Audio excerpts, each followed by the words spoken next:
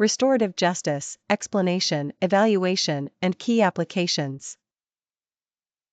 Restorative justice is an approach to dealing with offending that focuses on repairing the harm caused by crime rather than imposing punishment.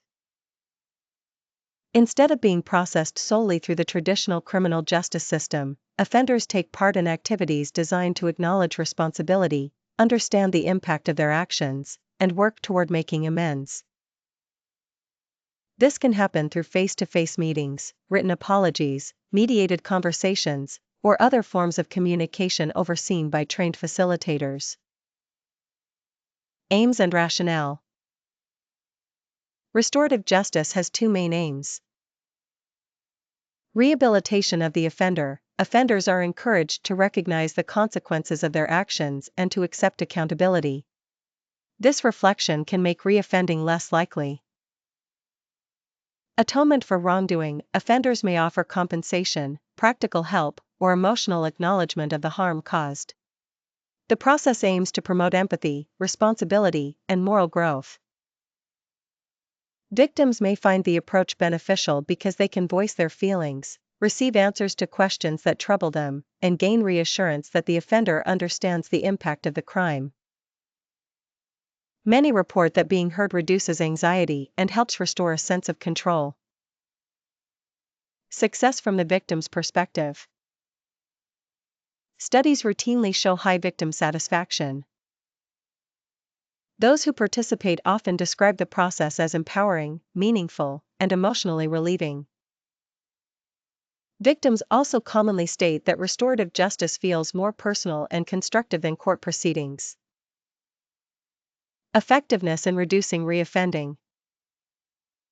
Evidence suggests restorative justice can reduce recidivism. Research reviews have found that offenders who take part in structured restorative meetings are less likely to commit further crimes compared with similar offenders who receive custodial sentences. This appears particularly true for property crimes and lower severity offenses, where understanding the human impact may motivate behavioral change. Advantages compared to custodial sentencing. Restorative justice can be more cost-effective than imprisonment because it avoids the expenses associated with custody. It also reduces the criminogenic effects of prison, such as exposure to aggressive peers or the reinforcement of criminal identities.